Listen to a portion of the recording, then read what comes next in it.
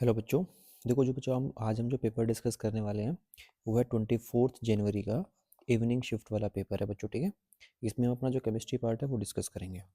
बच्चों question number first हमारे पास है जिसमें कहता है कि एक इलेक्ट्रॉन है जो ट्रांजिशन हमारे पास करता है from higher energy orbital N2 to lower energy orbital N1।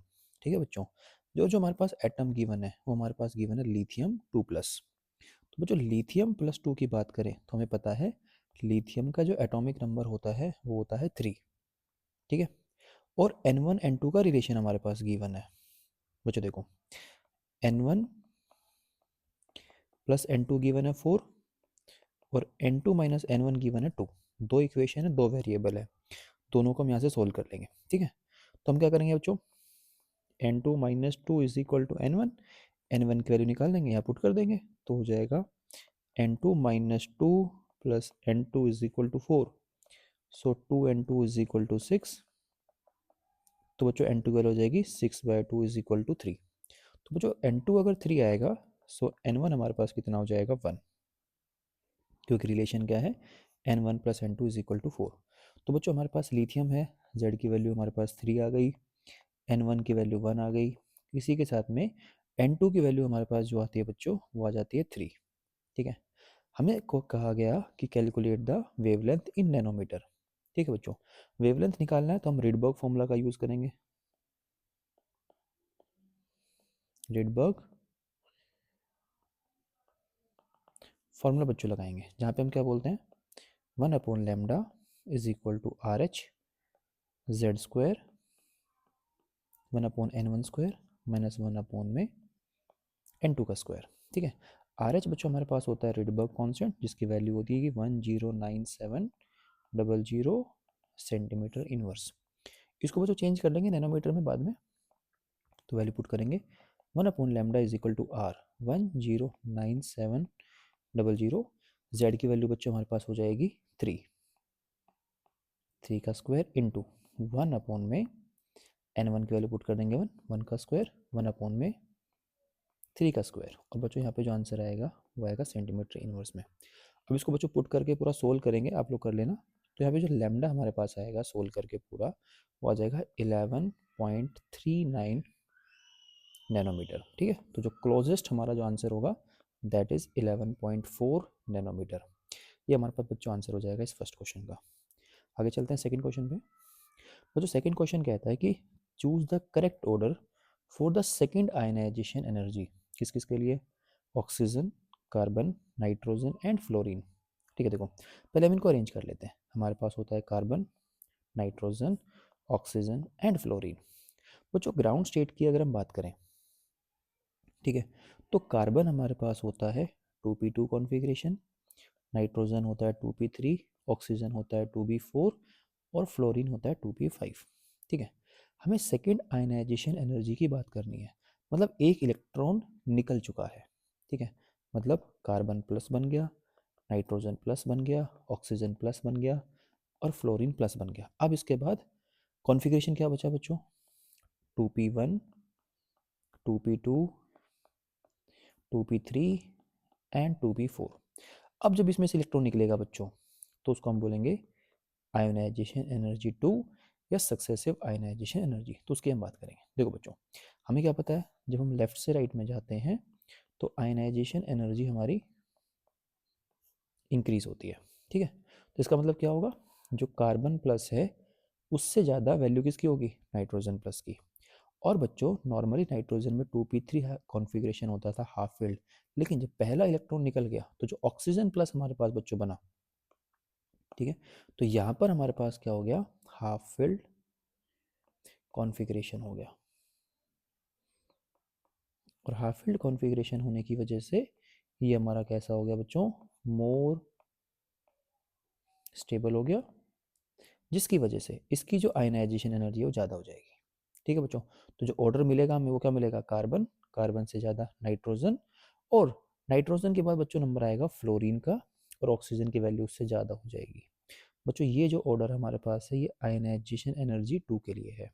ठीक है, फ्लोरीन की वैल्यू कम हो जाती है, ऑक्सीजन की वैल्यू ज़्यादा हो जाती है, क्योंकि ऑक्सीजन में हो गया 2p3 कॉन्फ़िगरेशन, जिसकी वजह से हमारा स्टेबिलिटी बढ़ जाएगी और आयनाइजेशन एनर्जी भी ज़्यादा हो जाएगी। तो carbon, nitrogen, fluorine and oxygen. So option हमारे पास क्या हो जाएगा, फर्स्ट हो जाएगा। ठीक है बच्चों, चलो आगे चलते हैं नेक्स्ट क्वेश्चन के ऊपर। बच्चों देखो, नेक्स्ट क्वेश्चन हमारे पास कहता है कि out of order of wavelength of absorption of radiation for the given complexes. ठीक है बच्चों, देखो कोबाल्ट का कॉम्प्लेक्स बना हुआ है अमोनिया के साथ में। एक बार हमने क्या किया, अमोनिया को रिप्लेस कर दिया वाटर से। फिर हमारे पास है फ्लोरीन और हमारे पास है CN। ये हमारे पास लिगेंड्स हो गए। बच्चों अगर फील्ड स्ट्रेंथ की अगर हम बात करें based on the spectrochemical series, अगर हम फील्ड स्ट्रेंथ ऑफ लिगेंड की बात करें तो सबसे जो वीक फील्ड होता है वो होता है F-। उसके बाद नंबर आता है बच्चों ऑक्सीजन कंटेनिंग। फिर हमारे पास आएगा नाइट्रोजन कंटेनिंग में हमारे पास अमोनिया। एंड फिर हमारे पास होता है कार्बन नाइट्रोजन वाले। ठीक है, तो ये हमारे फील्ड स्ट्रेंथ इंक्रीज हो रही है। तो बच्चों जितनी ज़्यादा फील्ड स्ट्रेंथ इंक्रीज होती है तो जो डेल्टा हमारे पास होता है, डेल्टा O, ऑक्टाहेड्रल स्प्लिटिंग, वो हमारे पास इंक्रीज होती है। तो जैसे जैसे लीगेंड्स होता है बच्चों, ठीक है, उसके अंदर हमारे पास फील्ड स्ट्रेंथ इंक्रीज होती है। सो हमारा जो ऑक्टाहेड्रल स्प्लिटिंग है वो भी हमारी इंक्रीज होती है। ठीक है, तो क्या होगा देखो, जैसे जैसे हमारे पास लीगेंड एक्सचेंज होकर साइनाइड पर जाएगा स्प्लिटिंग बढ़ जाएगी। स्प्लिटिंग बढ़ने का मतलब होता है यहाँ पे एनर्जी का एब्जॉर्प्शन ज़्यादा हो जाएगा। एनर्जी बच्चों ज़्यादा एब्जॉर्ब होगी, और अगर एनर्जी ज़्यादा है तो वेवलेंथ हमारे पास क्या हो जाएगी, कम हो जाएगी। बच्चों जहाँ पे एनर्जी ज़्यादा होती है वहाँ पे वेवलेंथ कम होती है, because energy is equal to HC by lambda. तो हम बोल सकते हैं energy is inversely proportional to wavelength. तो CN केस में बच्चों देखो, जो CN नेगेटिव हमारे पास है सबसे स्ट्रॉन्ग फील्ड लिगेंड है। ठीक है, तो CN के केस में हमारी जो स्प्लिटिंग है सबसे ज़्यादा होगी, एनर्जी एब्जॉर्ब सबसे ज़्यादा होगी, तो वेवलेंथ बच्चों सबसे कम हो जाएगी। ठीक है, वेवलेंथ बच्चों हमारे पास क्या हो जाएगी, सबसे कम हो जाएगी। उसके बाद किसका नंबर आएगा बच्चों, देखो अमोनिया वाला। ठीक है, 6 अमोनिया है तो मतलब उसके बाद नंबर किसका आएगा, A का आएगा। ठीक है बच्चों, A के बाद हमारा जो नंबर आएगा वो किसका आएगा बच्चों, B का आएगा, क्योंकि इसमें हमारे पास क्या आ गया, वाटर। ठीक है, उसके बाद नंबर किसका आएगा बच्चों, B का आएगा। ठीक है, ये देखो ये तो कट हो गया, ये दोनों कट हो गए, तो B का ऑर्डर आ जाएगा। सबसे लास्ट में कौन सा आएगा, C आएगा। ठीक है बच्चों, तो यहाँ पे हमारे पास क्या होगा, जो आंसर होगा वो हमारे पास क्या हो जाएगा, देखो एनर्जी सबसे ज़्यादा है CN की, तो वेवलेंथ उसकी कम हो जाएगी, तो हमारा जो आंसर होगा बच्चों C होगा। ठीक है, ये एनर्जी का ऑर्डर होगा अगर हम बात करें तो सेकंड ऑप्शन में, और ये हमारे पास होगा वेवलेंथ का। ठीक है, यहाँ पे हमें वेवलेंथ के बारे में बात करें तो थर्ड ऑप्शन हमारे पास हो जाएगा D वाले में, एनर्जी स्प्लिटिंग सबसे ज़्यादा है तो वेवलेंथ सबसे कम हो जाएगी D की। ठीक है, तो थर्ड आंसर आएगा। आगे चलते हैं बच्चों, देखो क्वेश्चन कहता है which of the following have same bond order and are paramagnetic. ठीक है बच्चों, हमें बॉन्ड ऑर्डर की बात करें बच्चों, हमारे पास ट्रिक होती है और सब बच्चों को याद होनी चाहिए। देखो अगर किसी में नंबर ऑफ इलेक्ट्रॉन्स होते हैं 14, सो बॉन्ड ऑर्डर हमारे पास कितना आता है 3। और अगर हमारे पास होता है 15 तो कितना आता है 2.5, 16 पे आता है 2.0, 17 पे आता है 1.5। बच्चों ये हमारे पास होता है बॉन्ड ऑर्डर, और ऊपर हम बात करते हैं इलेक्ट्रॉन्स की। इलेक्ट्रॉन कौन से होते हैं टोटल, ऐसे देखो हमारे पास अगर 13 इलेक्ट्रॉन है तो फिर 0.5 कम करते चले जाते हैं, 2.0 इस तरीके से हम कर सकते हैं। ठीक है बच्चों, देखो अगर हमारे पास है O2 पॉजिटिव, बच्चों अगर O2 पॉजिटिव की अगर हम बात करें, ये देखो O2 पॉजिटिव के अंदर जो नंबर ऑफ इलेक्ट्रॉन्स होंगे वो कितने होंगे 15, क्योंकि O2 में होता है 16, एक कम कर दिया 15 हो गया, तो 15 के हिसाब से बच्चों बॉन्ड ऑर्डर इसका आ गया 2.5।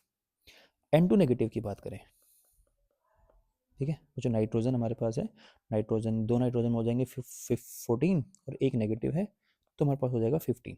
टोटल इलेक्ट्रॉन N2 नेगेटिव में हमारे पास है 15। So bond order comes out to be 2.5। तो बच्चों इस शॉर्ट ट्रिक को यूज़ करके हम बॉन्ड ऑर्डर निकाल सकते हैं। तो पता लगा बच्चों, जो फर्स्ट ऑप्शन है वहाँ पे बॉन्ड ऑर्डर तो सेम है, लेकिन हमें चेक करना है कि वो पैरामैग्नेटिक है या नहीं है। बच्चों अगर पैरामैग्नेटिक हमें चेक करना है तो फिर हमें MOT बनाना पड़ेगा। बच्चों ऑक्सीजन के लिए जो हमारे पास MOT बनेगा वो कुछ इस तरीके से बनेगा, ये देखो।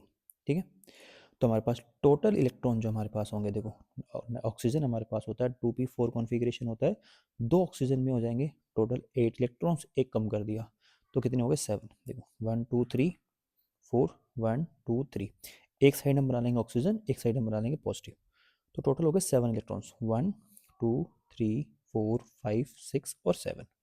तो बच्चों एक इलेक्ट्रॉन हमारे पास मिला जो कैसा था, अनपेयर्ड था,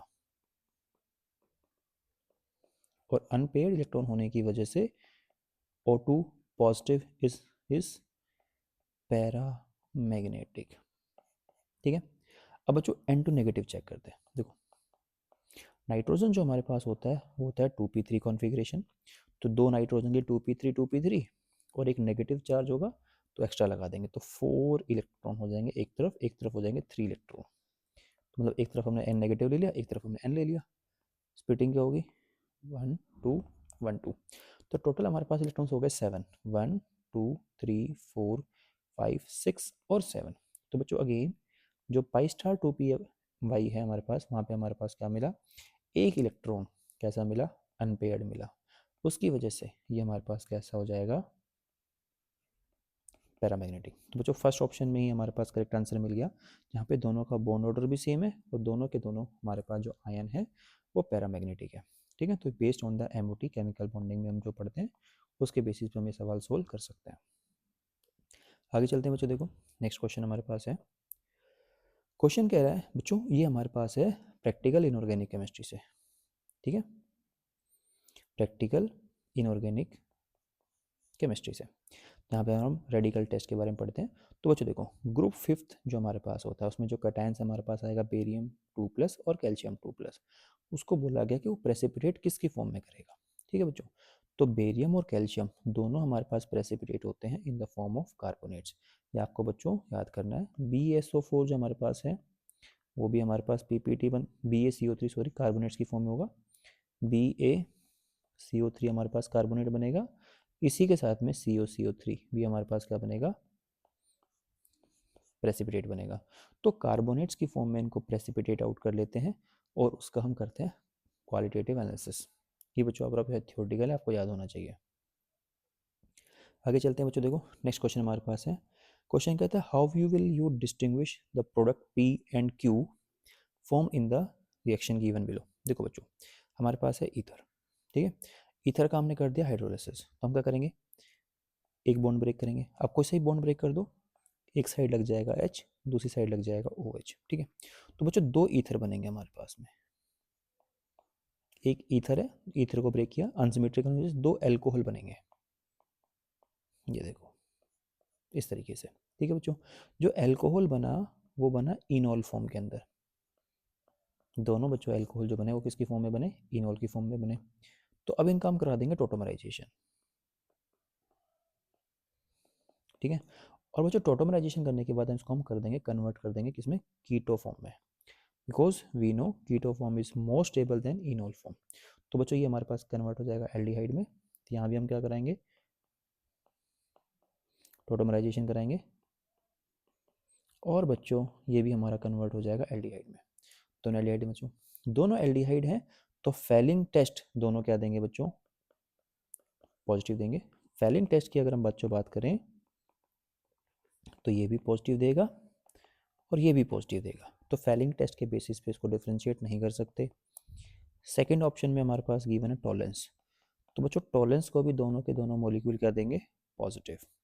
2,4-DNP टेस्ट तो बच्चों कार्बोनिल के लिए होता है, एल्डिहाइड कीटोन दोनों पॉजिटिव देते हैं। ठीक है बच्चों, अब आता है आइडोफॉर्म टेस्ट। आइडोफॉर्म टेस्ट में हमारे पास जो कंडीशन होती है वो होती है मिथाइल कीटोन की। किसकी होती है बच्चों, मिथाइल कीटोन। अगर हमारे मॉलिक्यूल में प्रेजेंट है मिथाइल कीटोन तो वो टेस्ट को देगा पॉजिटिव, अदरवाइज हमें टेस्ट मिलेगा नेगेटिव। तो जो हमारा प्रोडक्ट Q है बच्चों, वहाँ पर हमारे पास क्या प्रेजेंट है, देखो मिथाइल कीटोन इज प्रेजेंट, इसकी वजह से ये हमारा क्या करेगा, पॉजिटिव टेस्ट देगा आइडोफॉर्म। लेकिन यहाँ पर देखो P वाले में, P में कोई भी मिथाइल कीटोन नहीं है, तो आइडोफॉर्म टेस्ट को क्या देगा, नेगेटिव। तो बच्चों based on the iodoform test जो P और Q हमारे पास बन रहे हैं हम उन दोनों को डिफ्रेंशिएट कर सकते हैं। आगे चलें, नेक्स्ट क्वेश्चन देखो बच्चों हमारे पास है, सॉल्यूशन चैप्टर से है। ठीक है, क्वेश्चन कहता है vapour pressure of two volatile species A and B are this and this respectively। तो बच्चों हमारे पास गिवन है पी नोट ए 55, इसी के साथ में पी नोट बी जो हमारे पास गिवन है वो गिवन है 120, ठीक है। Mole fraction of A in liquid phase that means x A is given as 0.8। हमें क्या निकालना है, mole fraction of B in vapour phase, मतलब हमें कैलकुलेट करना है बच्चों वाई बी। तो बच्चों सबसे पहले हम क्या करेंगे, एक्स ए हमारे पास गिवन है और हमें पता है x A plus x B equal to 1, तो यहाँ से हम एक्स बी निकाल लेंगे। तो एक्स बी हमारे पास आ जाएगा 0.2। तो हम यहाँ पे यूज़ करेंगे बच्चों रोल्स लॉ।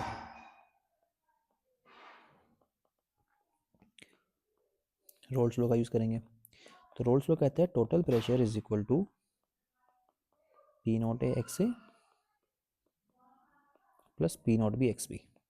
बच्चों पी नॉट ए की वैल्यू हमारे पास गिवन है 55 और एक्स ए की वैल्यू गिवन है 0.8 प्लस में पी नॉट बी हमारे पास गिवन है 120, मल्टीप्लाई में कर देंगे बच्चों 0.2 से।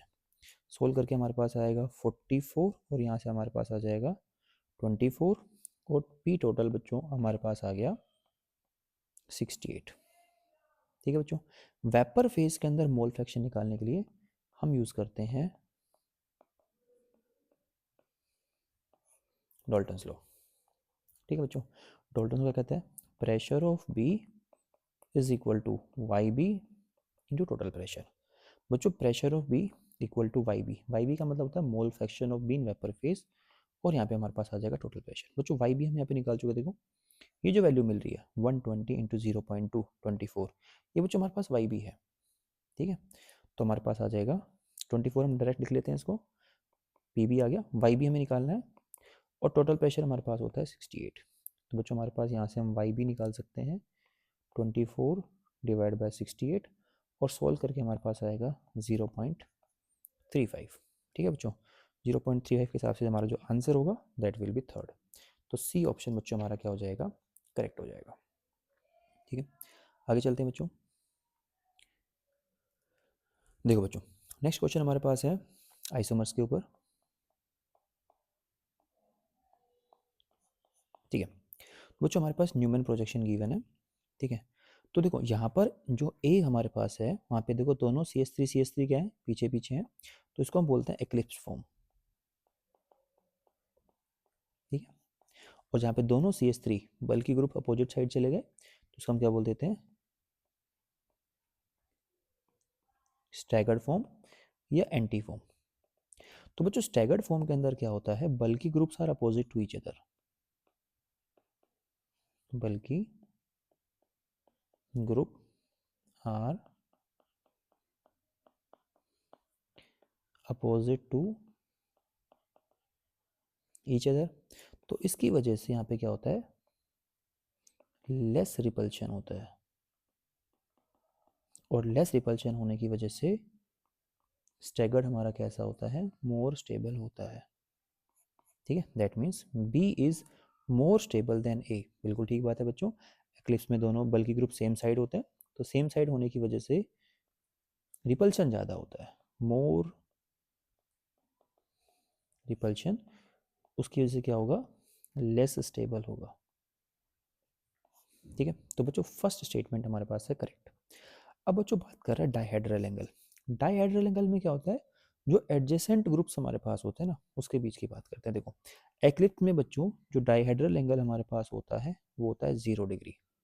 ठीक है, यहाँ पे जो डाइहेड्रल एंगल है CH3 और हाइड्रोजन का दैट इज 60 डिग्री। तो dihedral angle of B is more than that of A. बिल्कुल ठीक बात है बच्चों, ए का तो 0 है और बी में कितना आया, CH3 और हाइड्रोजन का जो बीच का जो डाइहेड्रल एंगल है वो हमारे पास कितना है, 60 डिग्री है। That means this statement is also correct. तो both statement A and B are correct. ठीक है बच्चों, आगे चलें। देखो नेक्स्ट क्वेश्चन बच्चों हमारे पास है, कह रहा है find the incorrect statement from the following. बच्चों carbon number 13 is radioactive isotope, बिल्कुल ठीक बात है, कार्बन 13 कैसा होता है, रेडियो एक्टिव होता है। Covalency of carbon greater than 4 is possible. बच्चों जो कार्बन हमारे पास होता है उसकी कोवेलेंसी, कोवेलेंसी का मतलब होता है बॉन्ड फॉर्मिंग टेंडेंसी। ठीक है, वो हमेशा क्या होती है, इक्वल टू 4 होती है। कभी भी कार्बन 4 से ज़्यादा बॉन्ड नहीं बनाता, because it is a member of second period. वो जो सेकेंड पीरियड में एलिमेंट होने की वजह से इसमें सिर्फ 2 शेल होती हैं, के और एल, एंड कोई भी डी ऑर्बिटल नहीं होता, नो डी ऑर्बिटल। और एब्सेंस ऑफ डी ऑर्बिटल होने की वजह से they can't expand their valency, they can't expand their valency. ठीक है, तो बच्चों वो अपनी वैलेंसी को एक्सपेंड नहीं कर सकते। वैलेंसी सिर्फ कितनी आती है, 4 आती है। तो जो सेकंड स्टेटमेंट है कि वह 4 से ज़्यादा हो सकता है, तो पॉसिबल नहीं है, तो ये स्टेटमेंट हमारा गलत हो जाएगा। बच्चों सी ऑप्शन कहता है carbon can exhibit +2+4 oxidation state. ये बिल्कुल ठीक है। देखो, जब हमारे पास बंचो बनता है CO2, तो यहाँ पे जो ऑक्सीडेशन स्टेट होता है दैट इज +4, और जो बनता है कार्बन मोनोऑक्साइड, तो यहाँ पे ऑक्सीडेशन स्टेट होता है +2। ठीक है, ये पॉसिबल है। CO हमारे पास न्यूट्रल होता है, ठीक है, और CO2 कैसा होता है, एसिडिक। ठीक है, तो जो स्टेटमेंट फोर्थ है वो भी करेक्ट है, only second statement is incorrect. चलो बच्चों आगे चलते हैं। देखो कोई क्वेश्चन छूटा तो नहीं हमारा पीछे। ओके बच्चों, देखो ये हमारे पास है। तो क्वेश्चन कह रहा है, इक्विलिब्रियम का क्वेश्चन है बच्चों, बहुत ही बढ़िया क्वेश्चन है। इक्विलिब्रियम चैप्टर से, वो बेसिकली इक्विलिब्रियम चैप्टर से जो सवाल बनता है वो ट्रिकी ही बनता है। देखो बच्चों, हमारे पास सबसे पहले क्या बोला कि हमारे पास एक रिवर्सिबल रिएक्शन है, ठीक है, जहाँ पे वैल्यू गिवन है मोल्स के अंदर एट इक्विलिब्रियम। इक्विलिब्रियम कंडीशन पे वैल्यू हमारे पास ऑलरेडी डिफाइन कर दी है। तो बच्चों यहाँ से जब हम निकाल सकते हैं इक्विलिब्रियम कांस्टेंट, ठीक है, तो जो प्रोडक्ट है पी क्यू, उसके नंबर ऑफ मोल्स कितने हैं 2, और स्टैचोमेट्रिक कोफिशिएंट हम लगा देंगे पावर में, डिवाइड बाय रिएक्टेंट में क्या हो गया 2 × 2। तो बच्चों इक्विलिब्रियम कांस्टेंट हमारे पास हो गया 1। अब क्या कह रहा है, 1 mole of P2 and 1 mole of Q2 are added at equilibrium. बच्चों इसी इक्विलिब्रियम पे हमने क्या कर दिया, 1 मोल ऐड कर दिया P2 का और 1 ऐड कर दिया Q2 का। तो बताओ न्यू इक्विलिब्रियम की कंसंट्रेशन क्या होगी। ठीक है बच्चों, अब नया इक्विलिब्रियम बना लेते हैं। P2 plus Q2 is in equilibrium with 2PQ। तो बच्चों जब हमारे पास टाइम है 0, जब हमने और रिएक्टेंट को ऐड कर दिया, तो ये हमारे पास कितना हो गया 3, ये हमारे पास हो गया 3, और ये हमारे पास हो गया 2। ठीक है, क्योंकि इक्विलिब्रियम पे वो है ऑलरेडी। तो बच्चों जब अब की बात, जब इक्विलिब्रियम बनेगा नया, तो कैसे लिखेंगे 3 - x, और ये हो जाएगा 2 + 2x। देखो पी क्यू का स्टैचोमेट्रिक कोफिशिएंट 2 है, तो अगर ये रिएक्टेंट x की कम होगा तो प्रोडक्ट 2x बनेगा। ठीक है, तो यहाँ पे हमारे पास होगा इक्विलिब्रियम कांस्टेंट। बच्चों जो इक्विलिब्रियम कांस्टेंट होता है वो डिपेंड करता है only on temperature, depend only on temperature. इसका मतलब रिएक्टेंट को ऐड करने पर या कंसंट्रेशन चेंज करने पर इक्विलिब्रियम कांस्टेंट चेंज नहीं होता। तो इक्विलिब्रियम कांस्टेंट की जो वैल्यू 1 निकाल चुके हैं, वो अभी भी कितनी होगी, 1 ही होगी। अब वैल्यू पुट कर देंगे, 2 + 2x की पावर 2 डिवाइड में 3 - x इंटू 3 - x। ठीक है बच्चों, तो 2 + 2x का square is equal to 3 - x का स्क्वायर। तो 2 + 2x is equal to 3 - x। ठीक है बच्चों, इसको सोल्व कर लेंगे, और सोल्व करके हमारे पास आ जाएगा, देखो इस 2 को इधर ले जाओ, x को इधर ले आओ, तो हमारे पास हो जाएगा 3x is equal to 3 - 2 is equal to 1। So x की वैल्यू बच्चों हमारे पास हो जाएगी 1/3। ठीक है, तो हम निकालेंगे बच्चों कंसंट्रेशन ऑफ P2, कितना हो जाएगा 3 - x, तो 3 - 1/3, तो 3 3 9, 9 - 1 8, तो value comes out to be 8/3। ऐसे निकालेंगे Q2 के लिए, कंसंट्रेशन ऑफ Q2 सेम होगा 3 - x, 3 - 1/3 दैट इज 8/3। अब बात करते हैं कंसंट्रेशन ऑफ PQ। बच्चों इसकी जो वैल्यू है वो है 2 + 2x, x की वैल्यू पुट कर देंगे, 2 × 1/3, 3 2 6, 6 और 2 8/3। तो तीनों की जो कंसंट्रेशन हमारे पास आएगी वो आएगी 8/3, 8/3 और 8/3। तो ऑप्शन नंबर सेकंड जो हमारे पास है बच्चों, वो हमारा करेक्ट आंसर हो जाएगा। ठीक है, आगे चलते हैं। अब देखो बच्चों, ये NET का सवाल है। क्वेश्चन क्या कहता है, देखो बच्चों हमारे पास है एनिलीन, ठीक है, उसका हमने साइलेशन कराया तो साइलेशन हो गया, ठीक है बच्चों। अब देखो क्या हुआ है, क्वेश्चन कह रहा है कि परसेंटेज यील्ड बताओ। बच्चों यहाँ पे जो हमें जो चीज़ दिख नहीं रही है, मैं आपको बता दूँ, ये जो एनिलीन गिवन है ना वो 9.3 गिवन है, ठीक है। तो 9.3 ग्राम एनिलीन का यूज़ करते हैं और 11 ग्राम हमारा प्रोडक्ट बनता है। बच्चों जो प्रोडक्ट बना हुआ है इसको बोलते हैं एक्सपेरिमेंटल वैल्यू, ठीक है, एक्सपेरिमेंटल यील्ड बोल देंगे, ठीक है। ये हमारे पास है एक्सपेरिमेंटल वैल्यू, या इसको ऑब्जर्व्ड वैल्यू बोल देते हैं। अब हम निकालेंगे थ्योरेटिकल, क्योंकि परसेंटेज यील्ड का फॉर्मूला होता है बच्चों हमारे पास में experimental value upon theoretical value, experimental upon में थ्योरेटिकल और मल्टीप्लाई कर देंगे 100 से। तो एक्सपेरिमेंटल तो 11 गिवन है, अब थ्योरेटिकल निकालेंगे। देखो बच्चों, नॉर्मली हमारे पास क्या होता है, 1 मोल जो हमारे पास रिएक्टेंट है एनिलीन, वो रिएक्शन करके क्या करेगा, 1 मोल ऑफ प्रोडक्ट बनेगा P, 1 मोल से बनेगा 1 मोल। और वो जो एनिलीन का अगर हम मोलिकुलर वेट कैलकुलेट करें वो आता है 93। इसका मतलब यहाँ पे जो नंबर ऑफ मोल्स आएंगे एनिलीन के वो आ जाएंगे बच्चों 9.3 अपॉन 93, 0.1। तो 0.1 मोल ऑफ रिएक्टेंट का अगर हम यहाँ पे यूज़ करें तो बच्चों जो प्रोडक्ट बनेगा वो भी कितना बनेगा, 0.1 बनेगा, क्योंकि 1 मोल से बनता है 1 मोल, तो 0.1 से बनेगा 0.1। तो ये जो प्रोडक्ट हमारे पास बनना चाहिए ये 0.1 बनना चाहिए, ठीक है बच्चों। अब हम इसका अमाउंट निकालना है, तो बच्चों इसका मोलिकुलर वेट कैलकुलेट कर लेंगे, ठीक है। अब इसका मोलिकुलर वेट कैलकुलेट करो, और मोलिकुलर वेट कैलकुलेट करके हमारे पास आएगा 135।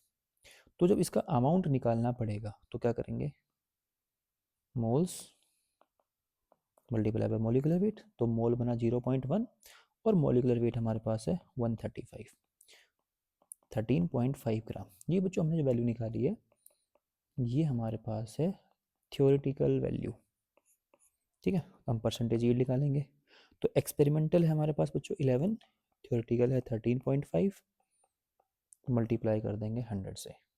तो बच्चों जो वैल्यू हमारे पास यहाँ पर आएगी वो आएगी 81.48, मतलब ये हमारे पास वैल्यू आ गई। अब हमें जो आंसर देना है वो x/10 की फॉर्म में देना है। किसकी फॉर्म में देना है बच्चों, x/10 की फॉर्म में देना है, ठीक है। परसेंटेज यील्ड हमारे पास x है, तो मतलब ये x की वैल्यू आ गई। तो x/10 अगर हमें निकाल लें तो 81.48 को डिवाइड कर दो 10 से, तो आंसर आएगा 8.148। तो जो नियरेस्ट इंटीजर बच्चों हमारे पास होगा वो हो जाएगा 8, ठीक है। तो पहले x निकालेंगे यील्ड, फिर इसको 10 से डिवाइड करेंगे और जो आंसर आएगा उसको नियरेस्ट इंटीजर की फॉर्म में यहाँ पे हम फिल करेंगे। चलो बच्चों, ये कुछ हमारे पास क्वेश्चन थे मेमोरी बेस्ड, ठीक है। ये हमारे पास था 24 जनवरी का। आपके कितने नंबर बने बच्चों, आप पेपर को एनालाइज करो और कमेंट सेक्शन में बताओ कि आपके कितने नंबर बन रहे हैं, ठीक है।